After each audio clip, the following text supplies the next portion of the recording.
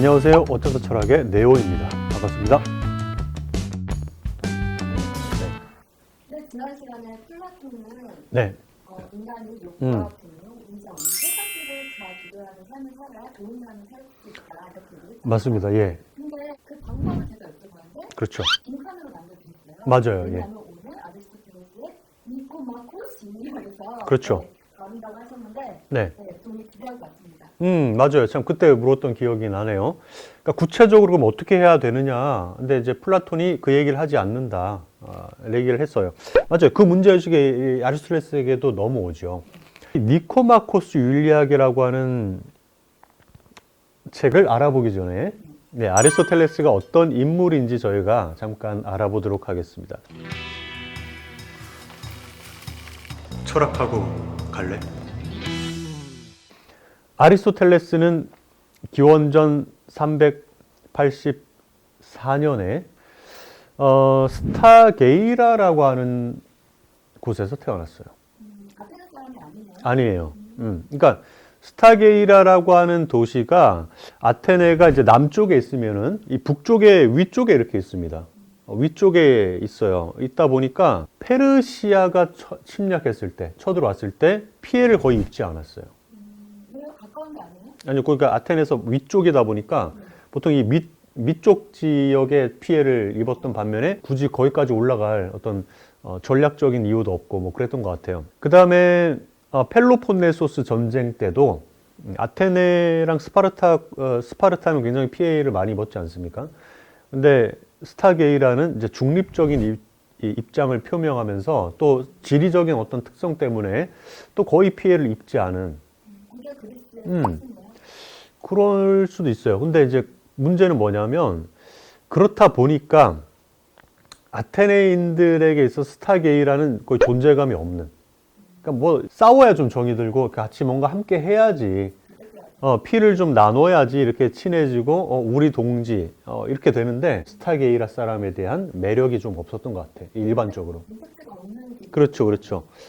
자, 그게 이제 사실 아리스토텔레스를 꼬리표처럼 따라다니는 출생의 어떤 그런 배경이라고 할 수 있습니다. 그리스에도 그런 선생님 존재는 있었겠죠. 그럼요. 그럼요. 아테네인들이 또 이 자부심이 또 엄청났잖아요. 자, 그런데 이 아리스토텔레스의 아버지가 마케도니아라고 하는 왕국의 왕의 주치의로 활동을 했습니다. 그러다 보니까 아리스토텔레스의 아버지는 궁정에서 살았고 아리스토텔레스도 궁정에서 살았을 거라고 추정하고 있어요. 마케도니아 공산이요? 예. 마케도니아는 당시에 막 급부상하기 시작한 새로운 왕국이었고 이 마케도니아의 당시 수도가 펠라였어요. 그러니까 이제 상상해 보십시오. 네? 새롭게 떠오르는 왕국의 수도에 궁정에서 어린 시절을 보낸다. 야, 아버지가 주치의예요. 그렇죠. 그렇게 우리가 추정해 볼 수 있을 것 같아요. 자, 그러나 사람의 또 이 인생사라고 하는 건 우리가 한치 앞을 내다볼 수가 없어요. 아리스토텔레스가 14살이 되던 때에 아버지가 사망합니다.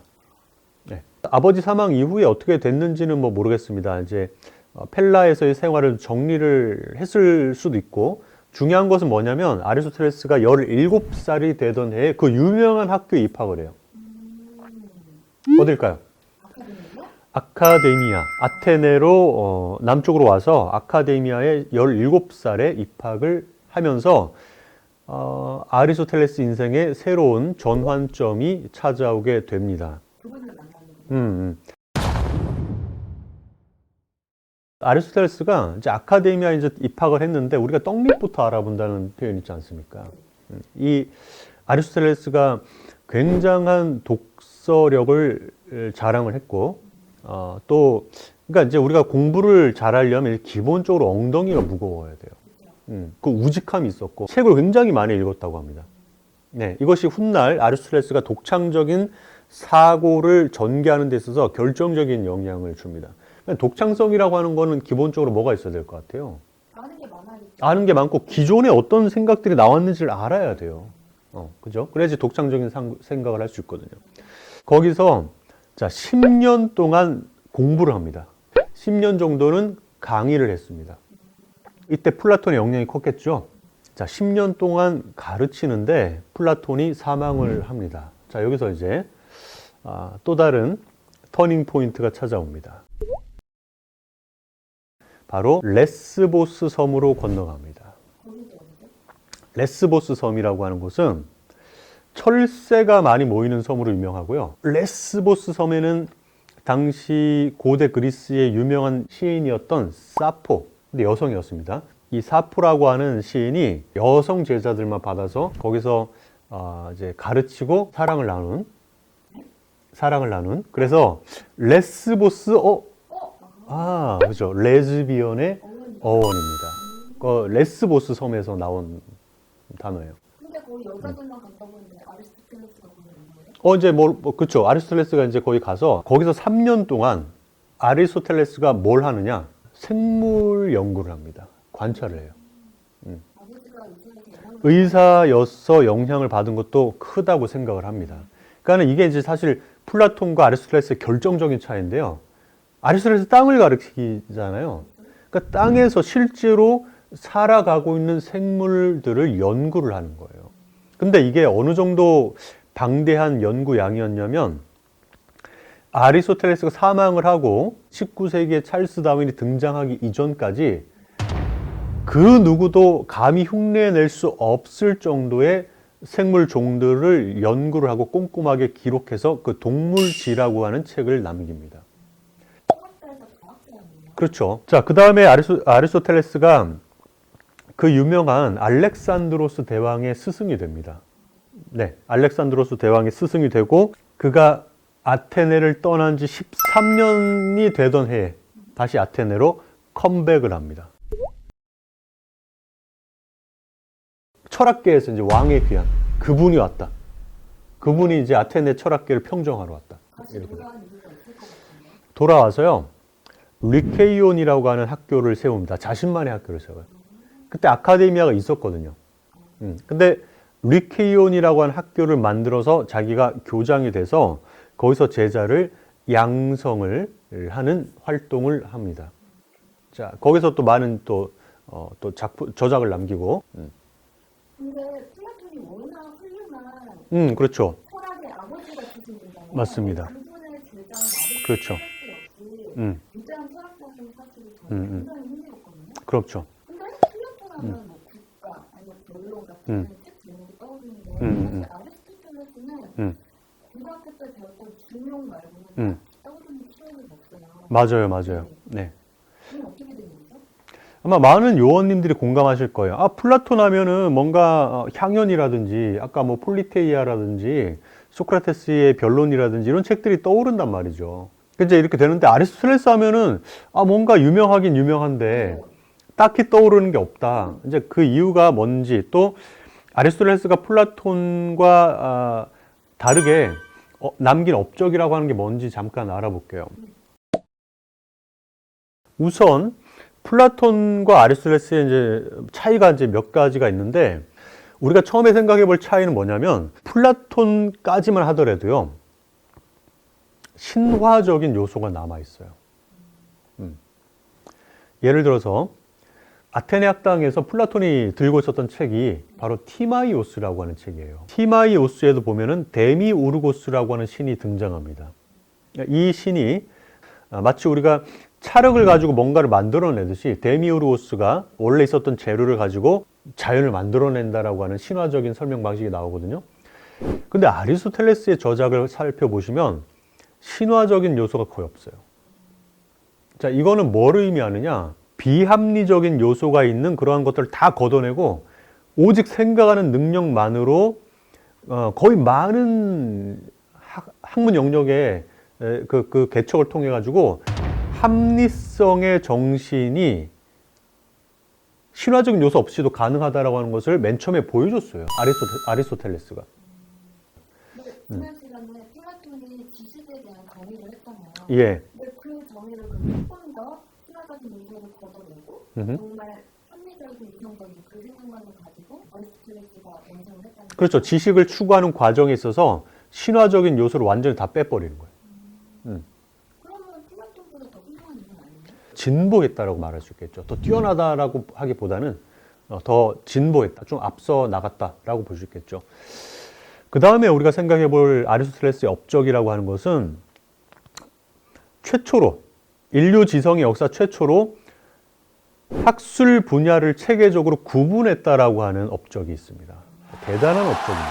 자, 아리스토텔레스가 어떤 분야를 개척을 하고 체계적으로 분류를 했느냐? 우선 아까 레스보스 섬에서 동물을 관찰했다고 그랬지 않습니까? 이제 동물지라고 하는 책을 펴내는데 이것이 바로 생물학이죠. 오늘날 의미에서.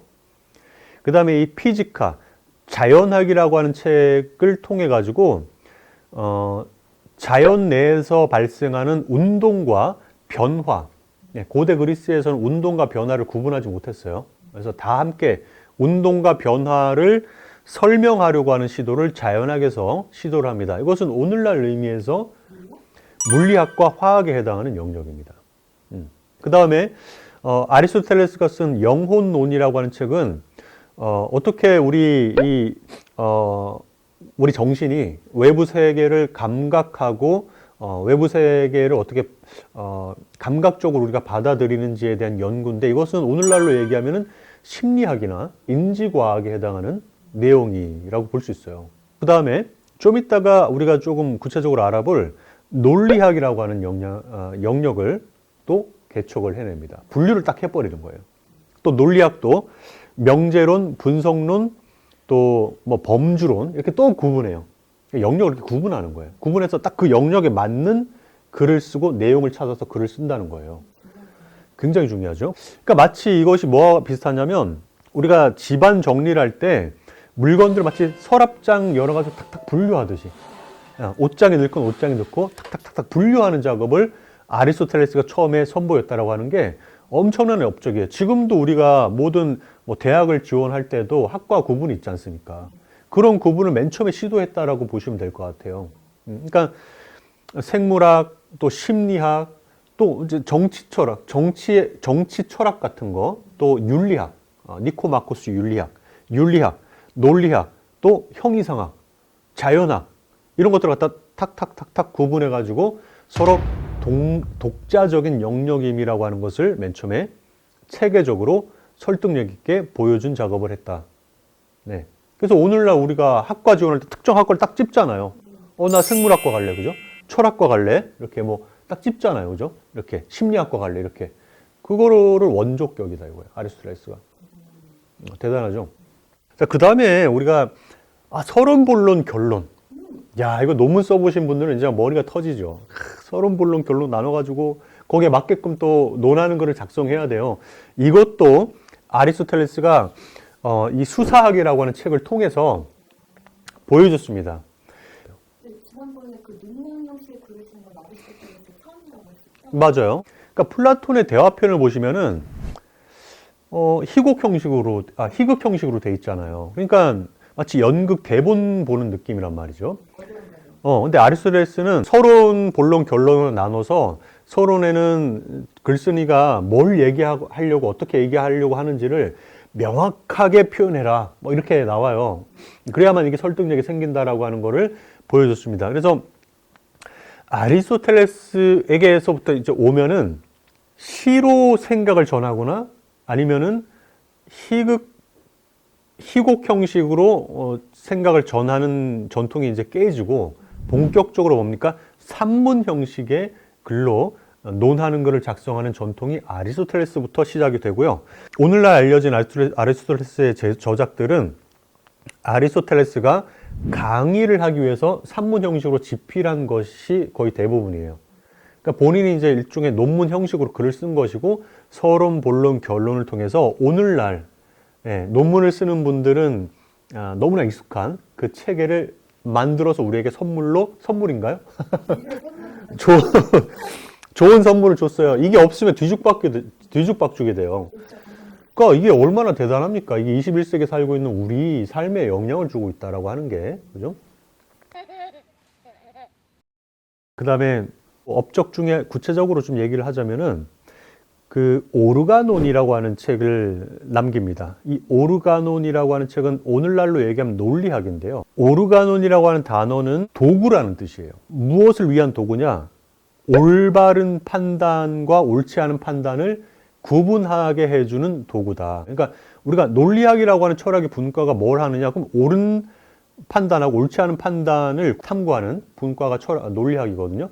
그 논리학을 맨 처음에 선보였는데 이것이 얼마나 혁신적이고 꼼꼼하고 명료한지 제가 잠깐 설명을 드리면은, 자, 이 오르가논 안에도 또 작은 저서들이 있습니다.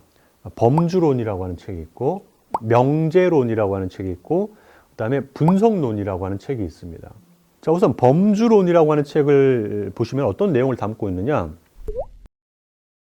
우리가 어떤 판단을 하지 않습니까? 자, A는 B이다라고 할 때 B이다, 뭐뭐이다가 이제 수로라고 하지 않습니까? 수로. 그 수로가 종류가 다양하다는 거예요. 어떤 종류가 있는지를 밝혀낸 책이 범주론이에요. 자, 볼까요? 네오는 사람이다. 그렇죠? 네오는 개도 아니고 고양이도 아니지 않습니까? 자, 여기서 사람이다. 자, 요거를 아리스토텔레스는 실체라고 하는 범주로 보고 있습니다. 그 사람을 제2 실체라고 보고 네오를 제1 실체로 봐요. 두 번째 범주는 성질이라고 하는 범주인데, 네오는 호기심이 많다.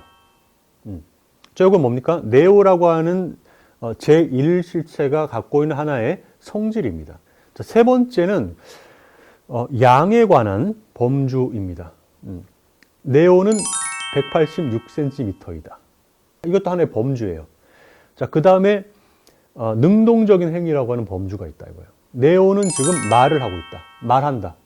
말한다라고 하는 능동적 행위를 한다라는 판단이죠. 그 다음에 관계라고 하는 범주가 있어요. 네오는 불나방의 스승이다. 인정하십니까?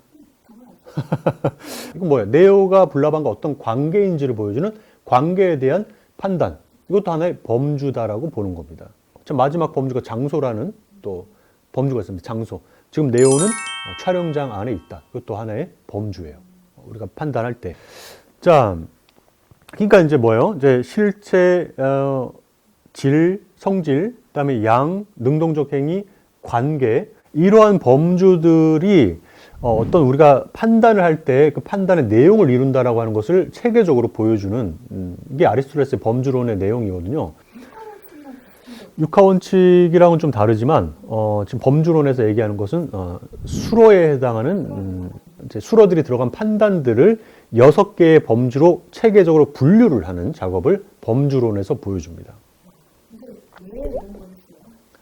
이제 우리 생각이 마구잡이가 아니라는 거예요. 세계적으로 정리하려고. 그렇죠. 이런 아리스토텔레스의 범주론은 그 이후에 임마누엘 칸트가 이제 12가지 범주를 통해 가지고 또 어떻게 보면 어떤 의미에서 역사적으로 보면 발전시킨 또 계기를 마련하게 되죠. 시대를 굉장히 앞서가는 거예요, 이 아리스토텔레스가. 그 다음에 명제론이라고 하는 책에서는 뭘 이 사람이 얘기하느냐. 자, 우리가 모든 뭐뭐는 뭐뭐하다. 전칭 판단이다. 또 구분합니다. 전칭 판단. 모든 인간은 이성적인 동물이다. 전칭 판단이에요. 그러니까 모든이라고 하는 것은 예외 없이, 그죠? 모든 인간은. 근데 어떤 인간은 술을 마시면 개가 된다. 이거 왜 특징 판단이에요.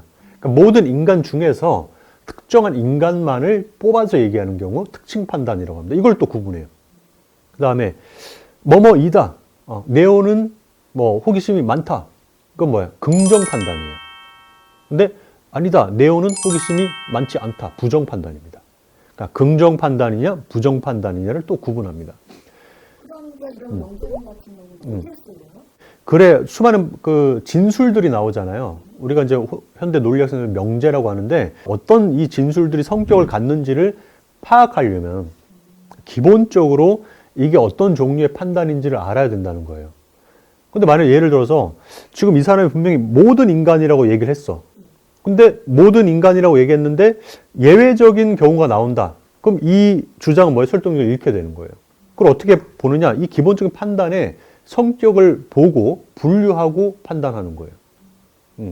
그죠? 이 분석론이라고 하는 책은 뭐 이제 이 중에서 가장 또 유명한 책 중에 하나인데 분석론에서 그 유명한 연역추론이 나옵니다. 연역추론에서 3단 논법, 그러니까 대전제, 소전제, 결론 이렇게 해서 3단 논법이라고 하는 연역추론이 나오고 아리스토텔레스가 한 업적은 뭐냐면 이 3단 논법에서 대개념, 매개념, 소개념을 구분한 다음에 각각의 이 개념들의 조합을 통해 가지고 어떤 경우에 논리적인, 형식적인 오류를 범하는 판단이 되고 어떤 경우에 형식적인 오류를 피해가는 판단인지를 갖다가 분류를 또 다 해놔요. 그러니까 우리가 얘기하는 논리적인 오류를 검토하는 방법을 갖다가 거기다 밝혀 놓습니다. 이거 굉장히 의의가 있는 작업이에요. 반복은 공부만 이 사람 반복 공부했어요. 그러니까는 모든 인간은 죽는다. 소크라테스는 인간이다. 그러므로 소크라테스는 죽는다. 이게 전형적인 연역추론이고, 연역추론이라고 하는 건 대전제와 소전제, 그 다음에 전제가 참이라고 했을 때 결론이 필연적으로 참인 논증을 우리가 연역논증이라고 하거든요. 근데 이러한 연역논증 중에 3단 논법의 경우에 어떤 경우에 논리적 오류를 범하고 범하지 않는지를 딱 체계적으로 분류를 해놨어요. 그래서 그 이후의 학자들은요, 거기다가 대입을 해가지고 마치 계산기 두드리듯이 이건 옳지 않은 논증이다. 답이 나와요. 그러니까 공식이 있는 거. 공식이 있습니다. 그래서 우리가 논리학 입문을 지금도 그 2000년 전에 남겨놓은 업적이잖아요. 지금도 논리학 입문을 배울 때 3단 논법의 대개념, 매개념, 소개념을 가지고 형식적 오류를 따지는 작업을 지금도 배워요. 놀랍지 않습니까? 그 기부당 같은 거예요? 이는사, 이사문역 뭐 그런 거예요, 일종의. 그래서 뭐 내용은 어렵지 않은데 이거를 맨 처음에 아리스토텔레스가 생각을 해냈다. 아주 대박이죠. 재미난 사실은 그 이후에 근세 초에 활동했던 프랜시스 베이컨이라고 하는 철학자가 노붐 오르가눔이라고 하는 책을 출간합니다. 우리가 이제 오르가논이라고 번역하죠. 노붐 새로운 도구. 뭔가 암시되지 않아요? 아리스토텔레스, 내 선배 아리스토텔레스가 참과 거짓을 구분해주는 그 도구를 처음에 알아냈는데 이거 옛날 거다 이제. 새로운 걸 내가 보여주겠다. 신 오르가눔을 들고 오는 거예요. 신 도구. 그게 바로 귀납추론이에요. 귀납추론이라고 하는 것은 경험적인 사례를 전제로 해가지고 사례 1, 사례 2, 사례 3, 사례 4, 사례 n까지 우리가 관찰을 해서 확보한 다음에 일반적 결론을 추론하는 겁니다. 대표적으로 우리가 까마귀는 검다 이거 아니에요? 발견한 첫 번째 까마귀 검고 두 번째 까마귀 검고 지금까지 발견한 n번째 까마귀가 검으면 모든 까마귀는 검다라는 결론을 도출할 수 있지 않겠습니까? 그럼 까마귀라고 하는 새는 검다라고 하는 경험적인 지식을 우리가 획득할 수 있는 거예요. 이것이 귀납추론이고, 귀납추론 같은 경우에는 결론이 필연적인 참임을 보장받지 못하지만 장점은 뭡니까? 세계가 정말로 어떻게 돼 있는지를 세계에 대한 지식, 경험적 지식을 우리에게 제공해 준다라고 하는 장점이 있어요. 그러니까 귀납추론이 등장하기 전까지 얼마나 많은 세월 동안에 아리스토텔레스 연역법이 정말 독점하다시피 한 거예요. 그러니까 엄청난 영향력을 행사했고 지금도 연역추론은 당연히 귀납추론과 쌍벽을 이루는 추론 방식의 하나로 인정받고 있죠. 그러니까 아리스토텔레스의 업적은 이것 말고도 또 많이 있는데 여기까지만 일단 하도록 하겠습니다. 네, 너무 많죠? 정말 많네요. 이야기를 듣고 보니 아리스토텔레스가 정말 방대한 분야에서 많은 업적들이 만든 것 같은데요. 이렇게 업적 부자인 아리스토텔레스가 업적 부자. 왜 스승인 플라톤의 학교 아카데미아를 물려받지 않은 거죠? 그게 참 재미난 점일 수 있어요. 나 같았으면 난 바로 물려받았어. 그렇죠. 바로 물려받았어요. 원래 기득권을 편입하시는 또 그렇게 해석하는 게 아니라 그 이제 학교를 물려받아서 이제 많은 또 제자를 키우고 또 나도 또 연구를 또 할 수 있고 자 그렇게 하는 건데 물려받지 않은 건지 못한 건지 아마 복합적인 이유가 있을 것 같은데요. 첫 번째는 아리스토텔레스가 스타게이라라고 하는 이제 아테네 입장에서 봤을 땐 변방 지역의 출신이었다라고 하는 것도 하나의 요소가 되지 않았을까라고 생각을 해볼 수 있을 것 같아요. 근데 출신에 비해서 마케도니아 왕국을 궁정에서 살지 않는 거고요. 그거는 이제 자기가 뭐 활동한 게 아니라 아버지가 활동한 것이었고 아무래도 이제 팔이 안으로 굽는다고. 또 그런 게 있고, 그다음에 이게 아마 제가 볼 땐 가장 큰 이유이지 않을까 싶어요. 플라톤이 이미 살아 있을 때 아리스토텔레스를 정말로 아꼈어요. 극찬했어요. 우리가 이제 고수는 고수를 알아본다 이거 아니에요. 얘는 뭔가 다르다 얘는. 그러면은 10년 동안 또 뭐 강사 생활을 했으면은 플라톤이 사망을 했을 때 어떻게 아리스토텔레스가 학교를 물려받았을 수도 있을 거 아니겠습니까? 네. 그런데 아리스토텔레스가 뛰어난 학자로서의 면모를 플라톤이 살아있을 때 보여줬지만, 자, 사상적인 갈등이 있었어요. 네. 플라톤이 살아생전에 아리스토텔레스와의 사상적 갈등이 있었고, 플라톤은 당연히 그걸 알고 있었습니다. 아리스토텔레스는 심지어 자기 스승의 사상을 땡땡 소리라고 비난했어요. 곤충이에요, 참고로. 땡땡 소리. 어떻게 알았어요? 맞아요. 예. 찍었어요? 찾아봤구나. 이게 이 매미 소리인데, 매미 소리라는 표현을 이제 사용해서 자신 스승을 공격하는데요. 당시 그리스 언어권에서 매미 소리라고 하는 이 표현이 오늘날 한국어권에서 욕 중에 어느 정도 위치에 차지를 하고 있는지를 잘 모르겠어요. 근데 그쪽에 해당하는 얘기 아니더라도 어쨌든 제가 선생님한테 곤충에 빗대어서 선생님의 말을 폄하하는 건 어쨌든 큰 욕이지 않을까요? 욕이죠. 선생님 뭐 얘기하는데 이제 헛소리다, 개소리다. 막 그럴 수 있어요. 그러니까 그런 표현을 대놓고 사용하거든요. 그러니까 이제 이미, 그러니까 하늘을 가리키는 거하고 땅을 가리키는 게 일단 이게 차이가 있지 않습니까? 그러니까 아리스토텔레스의 기본적인 생각은 뭐냐면은 현실에 실제로 존재하는 것을 경험적으로 탐구하는 강조해요. 그러니까 이제 플라톤 같은 경우에는 그런 경험적인 어떤 측면을 딱 배제하고 플라톤이 강조했던 건 뭔가 수학, 천문학, 이런 거 강조했잖아요. 그러니까 경험 세계하고 굉장히 이제 가급적인 무관하려고 했어. 왜냐면 진리라고 하는 건 저 세계에 있으니까. 이 세계라고 하는 거는 저 세계의 그림자에 불과해요. 근데 아리스토텔레스 자꾸 왜 위를 보느냐? 여기 우리가 살고 있는 이 현실을 관찰해야 된다. 그러니까 그런 점에서 아리스토텔레스는 플라톤의 사상이 못마땅스러웠고, 현실을 모르는 사람이다. 이 사람은 매미소리다, 개소리다. 그래서 류케이온이라고 하는 자기 학교를 딱 세운 것 같아요. 그러니까 뭐 이런 생각인 거예요. 내가 이 학교를 내가 어떻게 좀 싸바싸바 잘 해가지고 물려받았을 수도 있겠지. 말만 좀 잘하면 되잖아요, 사실은. 초세수를 발휘해서. 근데 아리스토텔레스는 뭐냐면 자기가 본인이 진지한 진리를 추구하는 학자였기 때문에 내가 설령 이 학교를 물려받더라도 마음이 편치 않았을 것이다.